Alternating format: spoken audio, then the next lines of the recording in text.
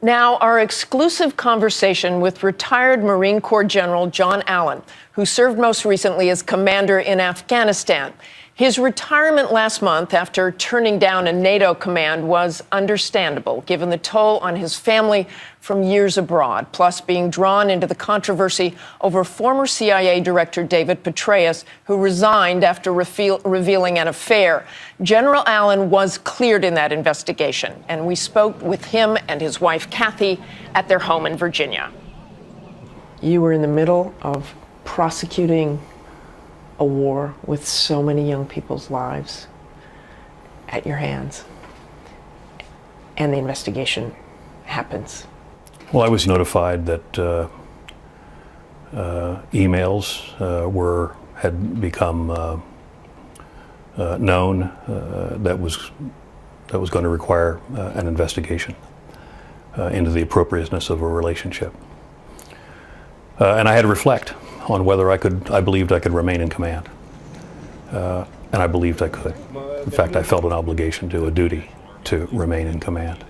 I had to deal with the realities of something that was going on back here. I won't tell you that there wasn't a lot of pressure in that regard. But my sense of duty to the war effort, and more importantly, my sense of duty to the troops, demanded that I remain focused on that. The thousands of emails spanning a 3-year period were between General Allen and Florida socialite Jill Kelly, who had gotten to know Allen and his wife when he was assigned to Central Command in Tampa. Investigators launched an inquiry to see if there was anything inappropriate in the emails. A senior defense official immediately said there were 20,000, 30,000 emails. Mrs. Allen, what did you think when you first heard that?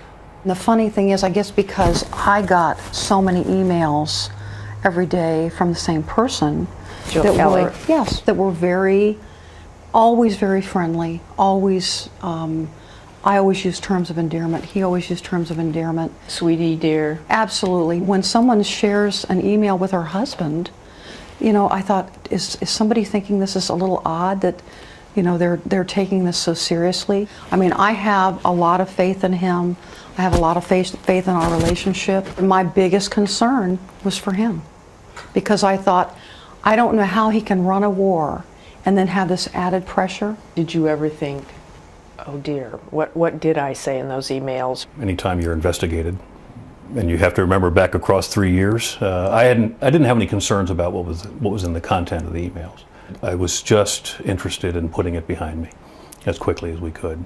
You were worried for a time about his health. Absolutely.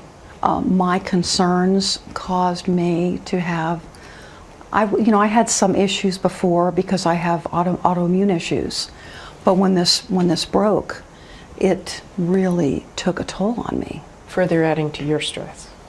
Well, that's right. Every phone call was pretty grim, and they were getting worse by the minute. For many years, I'd told Kathy, as we had dealt with these issues, that the day that this becomes too big, I will drop my letter the next day. She wasn't going to tell me when I was afraid where this would all end up. And I finally made the decision it was time to go home.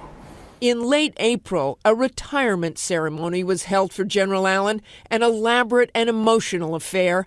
Among the guests, David and Holly Petraeus. Dave and Holly Petraeus are like family.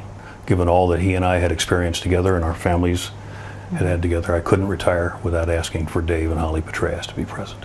And I assume you haven't really talked about what happened. That's right.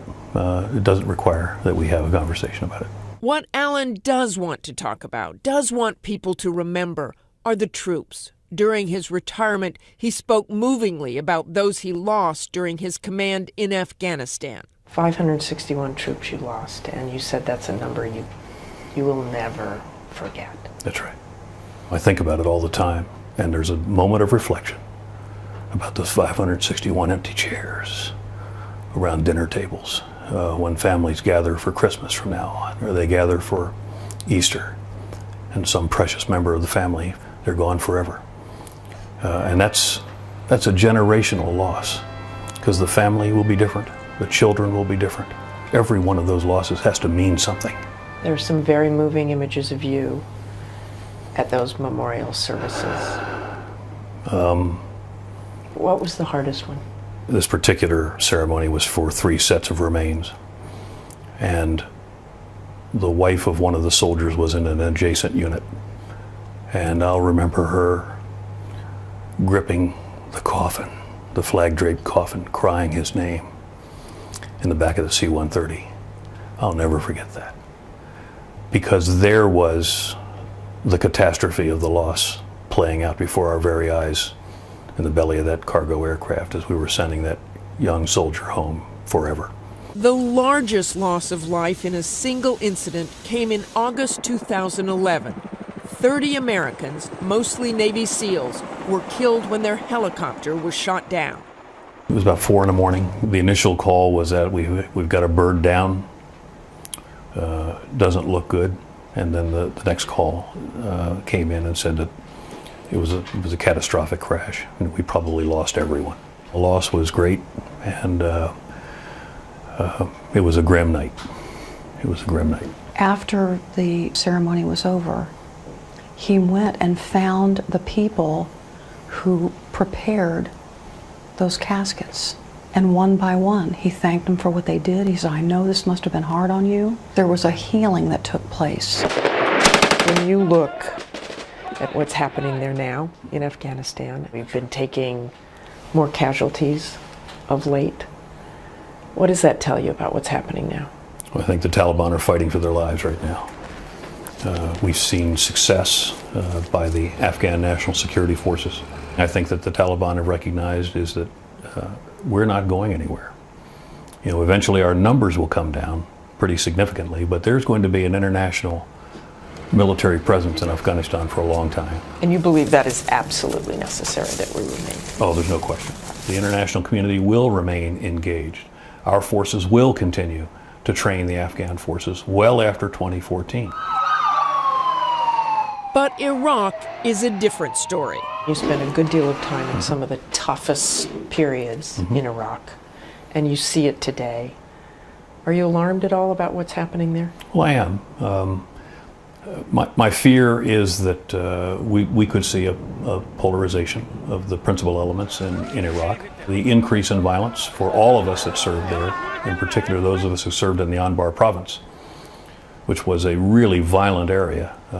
We don't want to see a return to that. Would you have liked to have seen the military stay? I think we all did. The Iraqi leadership was unable to put together the political will necessary to give us the guarantees that we needed ultimately to station a large force there. So you think things would have been better off today right now in Iraq? I don't think there's any question. We also asked General Allen about the alarming, almost daily revelations of military sexual assault. This is a leadership issue. Commanders can't be ambiguous about this. We can't not talk about that. Commanders got to stand in front of their units and tell the people what they expect, because silence isn't good enough. This is an opportunity to lead, and we should be seizing it. Allen says leading the many soldiers, sailors, airmen, and Marines has been his proudest accomplishment. The young men and women through generations who we should all be thinking of this Memorial Day.